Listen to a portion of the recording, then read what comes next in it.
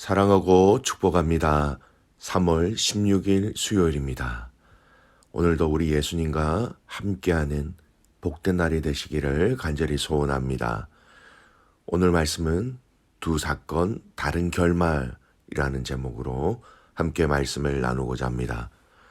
오늘 말씀은 레위기 10장 12절에서 20절까지의 말씀입니다. 말씀을 봉독합니다.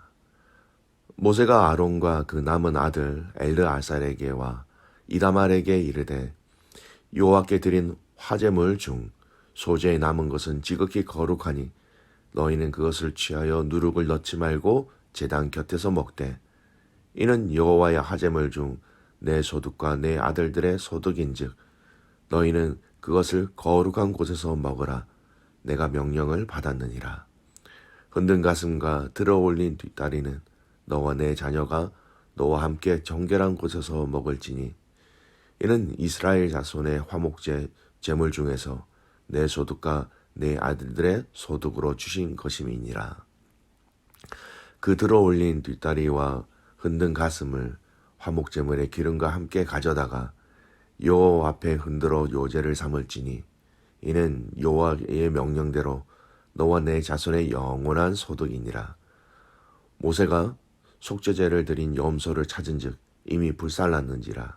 그가 아론의 남은 아들 엘르아살과 이다말에게 노하여 이르되 이 속죄제물은 지극히 거룩하거늘 너희가 어찌하여 거룩한 곳에서 먹지 아니하였느냐.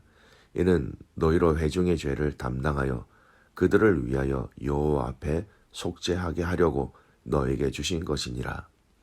그 피는 성소에 들어오지 아니하는 것이었으니 그 제물은 너희가 내가 명령한 대로 거룩한 곳에서 먹었어야 했을 것이니라.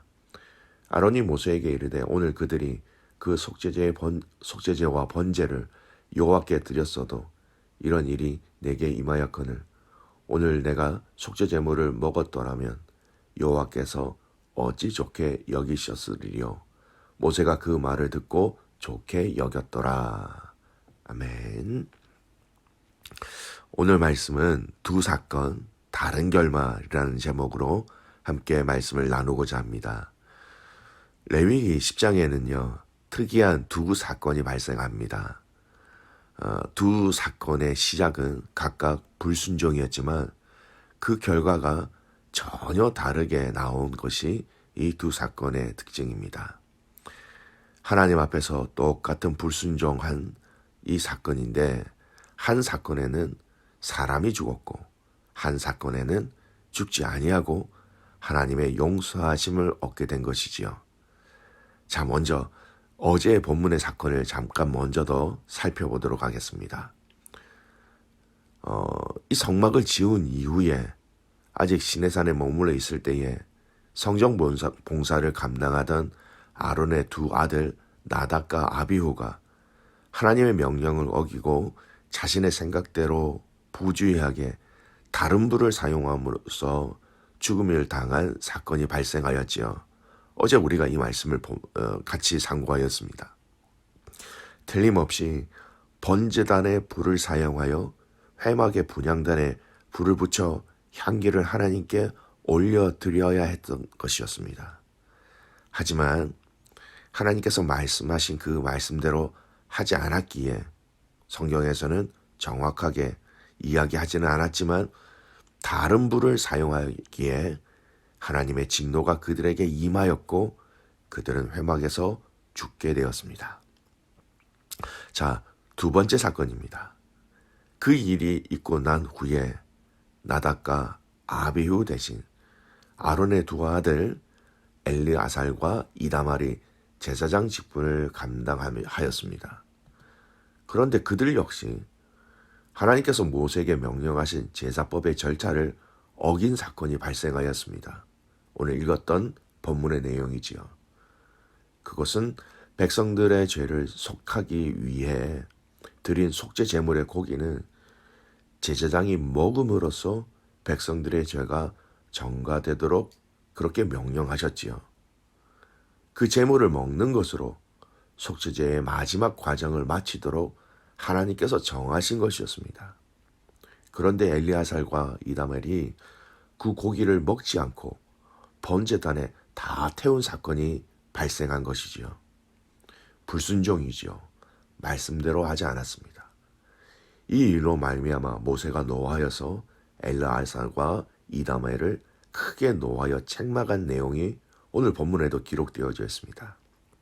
그런데 이때 엘르아살과 이다멜의 아비였던 아론이 모세에게 한 말을 보십시오. 19절 말씀 보십시오. 아론이 모세에게 이르되 오늘 그들이 그 속죄제의 번제를 여호와께 드렸어도 이런 일이 내게 임하였거늘 오늘 내가 속죄 제물을 먹었더라면 여호와께서 어찌 좋게 여겼으리요. 이렇게 아론의 변명을 들은 모세는 20절 말씀에 모세가 그 말을 듣고 좋게 여겼더라 이렇게 얘기합니다. 엘르아살과 이다말은 분명히 하나님의 명령을 어겼지요. 본문의 내용을 보면 이 부분에 아론도 함께 동참하였던 것입니다. 그럼에도 불구하고 아닥과 나비우처럼 죽지 않고 오히려 모세가 그들의 말을 듣고 좋게 여겼더라라고 얘기하면서 이 불순종의 사건이 마무리되어집니다. 똑같이 불순종한 나답과 아비후는 죽었는데 엘르아살과 이다멜이 죽지 않았습니다. 여러분 그 이유가 무엇일까요?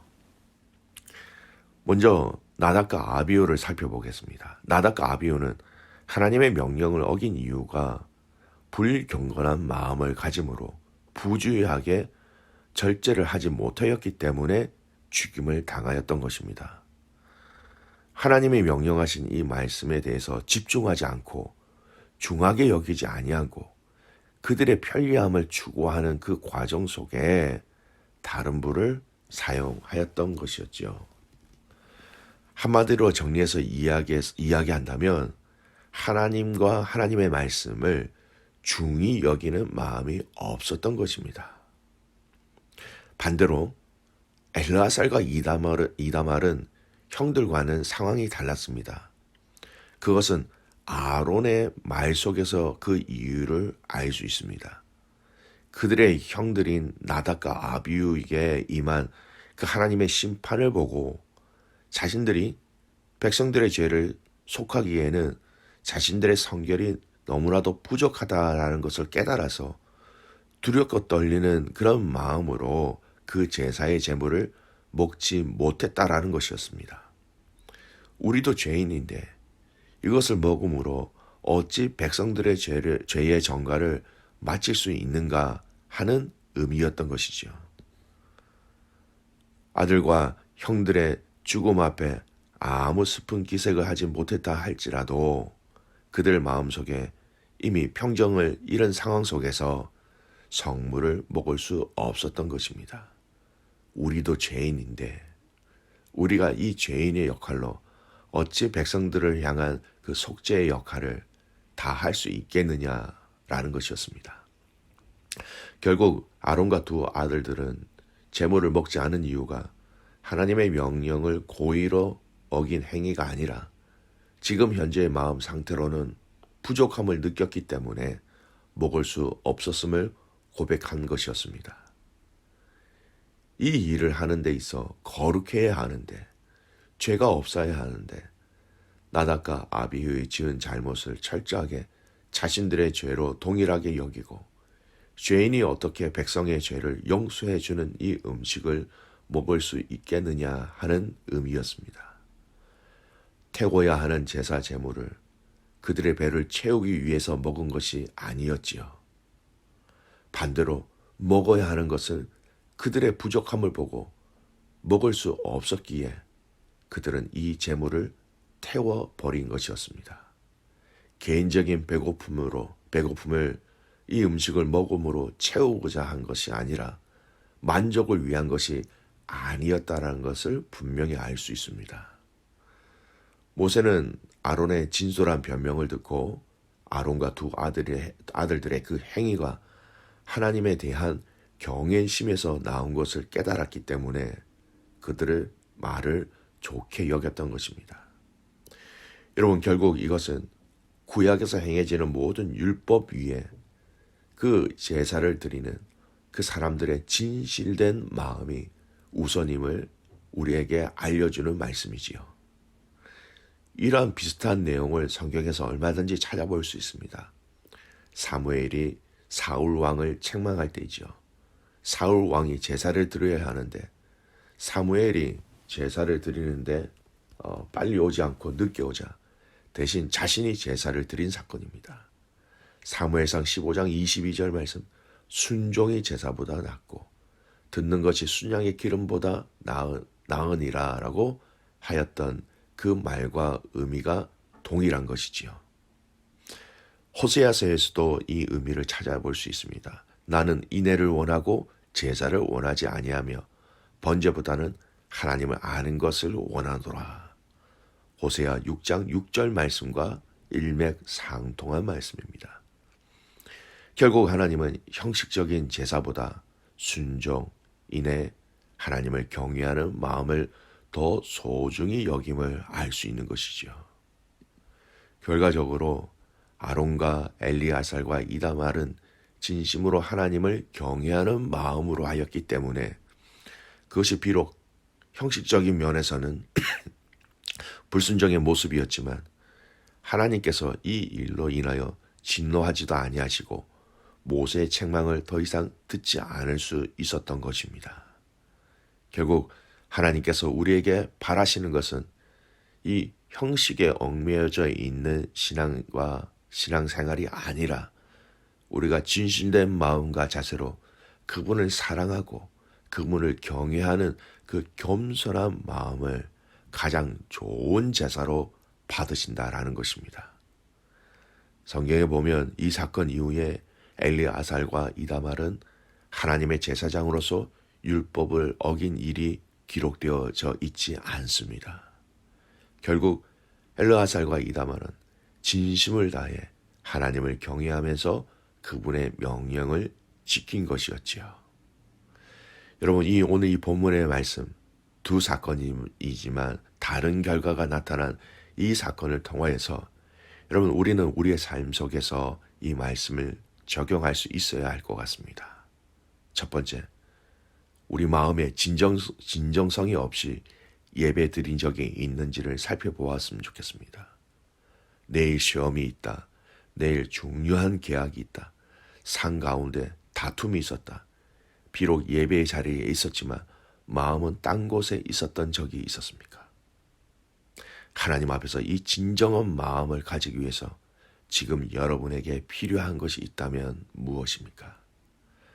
오늘 이 말씀을 통해서 여러분의 그 기도와 예배와 섬김과 봉사 가운데 또 우리의 일상적인 삶 가운데 하나님을 진정히 사모하고 하나님을 진정히 높여드리는 그 마음이 내 안에 있는지 없는지 점검하며 돌아보는 그런 복된 시간들을 가지시기를 주님의 이름으로 축복합니다. 아멘. 기도하겠습니다. 살아계신 아버지 하나님, 오늘 이 말씀을 통하여서 두 사건, 다른 결말의 내용을 보았습니다. 하나님, 우리의 마음을 채우기 위해, 우리의 욕심을 채우기 위해 하나님의 말씀을 우리는 마음대로 하나님 정하거나 결단하며 변경하지 않도록 하나님 지키시고 인도하여 주시옵소서.